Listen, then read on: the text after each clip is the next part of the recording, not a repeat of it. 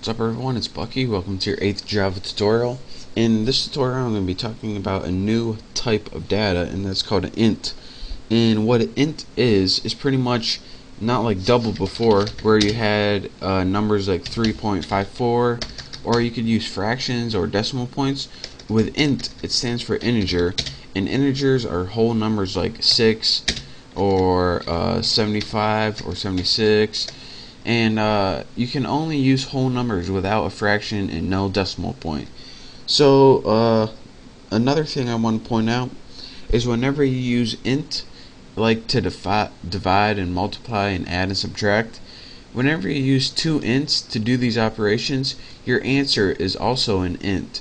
So even if your number comes uneven, like 11 divided by 4, that doesn't divide evenly. But when you try to do it on your computer with an int, you get an int as a result. So let me show you guys what that is.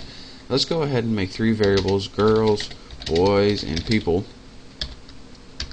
And let's go ahead and set these to some values. Let's go ahead and I'll start out with showing you all of the math operators. Girls equals 6, boys equals 3, and people equals girls plus boys. Now I showed you guys how to use this math operator in the last one, the plus sign, to get a simple sum. So now we can go ahead, and the sum of girls plus boys is now stored in people. So we put system.out.println, and in our parameter go ahead and put, what is it, people. And now if we go ahead and run this, we get 9, since 6 plus 3 is 9. And so that is how you can use addition with Java.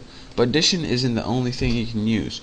You can use minus or subtraction to get the difference, which 6 minus 3 is 3.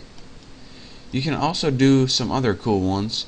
In the symbol for multiply is actually the asterisk, which is that little symbol above the 8. So whenever you want to multiply, make sure to use that. As you can see, 6 times 3 is 18.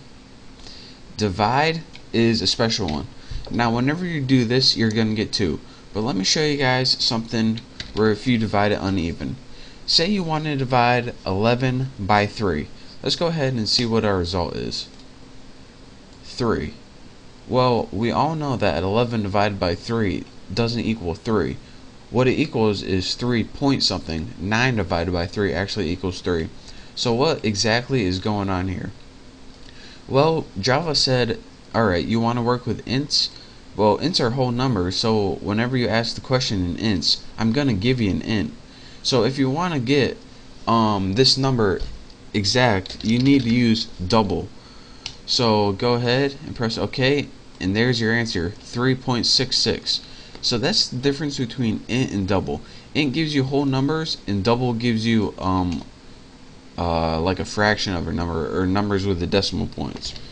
So anyways, there's one more thing that I can help you out with when using ints to divide, and that's something called the modulus. Now we all know that 3 goes into 11 3 times, and that will give you 9. But you have 2 things left over whenever you do that, and that's where the modulus comes in. The modulus pretty means, alright, when you divide by a number, you get a whole number, aka an int, but you also have some left over. So let's go ahead and run this and see what we get. It says 2. In the modulus, if you remember from math class, this is another way of finding the remainder. So again, when you divide by 11 by 3, you get 9. You get 3, which 3 times 3 is 9, but you have 2 left over. So that's where that 2 comes from. Whatever's left over is the modulus. So that's how you can use the modulus along with int to find the exact value. So again, let me give you guys one more example. This one might be easier. If you have 7 divided by 3, you're going to get the answer 2, but you're going to have 1 left over. So if you divide it by 2, such as this, you're going to get the answer 2. But if you have the modulus, you're going to get the answer 1, since you have 1 left over. Right there. And that, believe it or not, is going to be useful in a bunch of things that you won't even expect, like when we're finding random numbers and stuff that I'm going to be teaching you later. But for now, I just wanted to show you guys what the int variable type was, and also how to use different math operators. So thank you guys for watching. Practice this a little. I don't know what this program is. Girls and boys and people counters, I guess. And once you get good at all the math operators, you're ready to move on to my next tutorial.